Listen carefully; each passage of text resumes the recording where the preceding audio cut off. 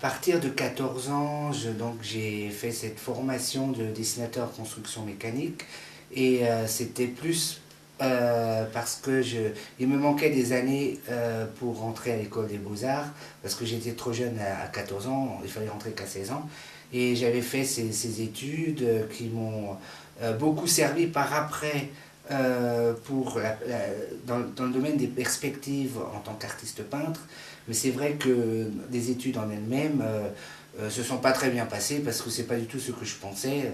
Moi qui était assez flou à l'époque dans mon travail, là dans ces constructions mécaniques, il faut faire des plans au millimètre près et c'est pas du tout ça. Mais c'est vrai que ça m'avait servi énormément, quoi.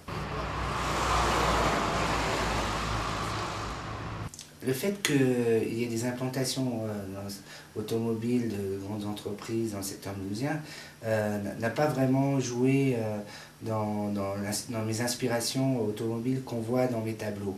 C'est vrai que si je représente des voitures dans mes tableaux, c'est parce que le thème de la rue, la vie dans la rue, m'a toujours beaucoup influencé, m'a toujours bien plu, et c'est un thème que j'ai depuis de nombreuses années.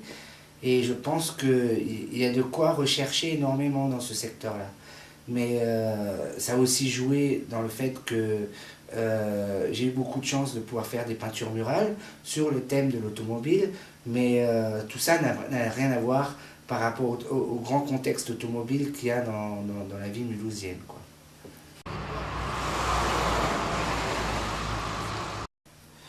C'est sûr que les peintures murales dans la ville, c'est pour amener l'art un peu plus populaire par rapport au grand public. C'est aussi pour décorer ces grandes façades vides qu'on a dans les grandes villes. C'est aussi pour décorer ma ville où j'habite. Entre autres, c'est là où j'ai commencé d'ailleurs. Mais après, c'est vrai que mon travail est allé bien au-delà des frontières. Mais il faut savoir que les grandes peintures sur les grands murs, c'était surtout pour montrer à tout le monde que tout le monde peut profiter des grandes peintures faites par un artiste.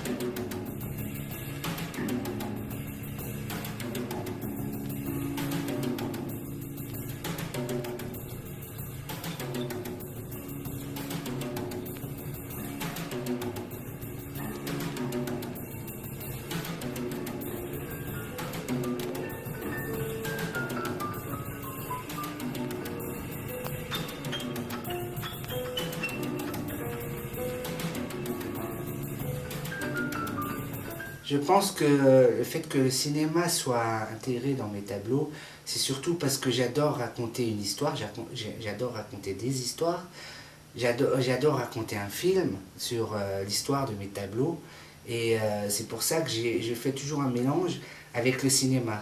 Et comme j'ai débuté sur un thème américain, c'est vrai que le cinéma et la vie dans les rues américaines,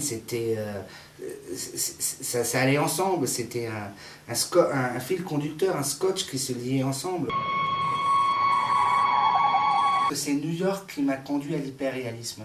C'est en 1990, mon premier voyage que j'ai fait à New York, quand j'ai vu l'immensité et la beauté de cette ville, où je n'étais que à Manhattan. Mais quand j'ai vu ça, franchement, j'ai trouvé ça tellement fabuleux, j'en suis encore imprégné 16 ans plus tard. Et c'est vrai que quand j'ai vu ça, je me suis dit, on peut représenter New York que dans ce sens, aujourd'hui, à partir d'aujourd'hui. Sur mon tableau, je prends la photo que j'ai faite, qui m'inspire, et je la dessine à main levée sur le tableau. C'est mon idée de base. Après, elle sera transformée, parce que je vais y ajouter mes idées surréalistes, mes idées abstraites.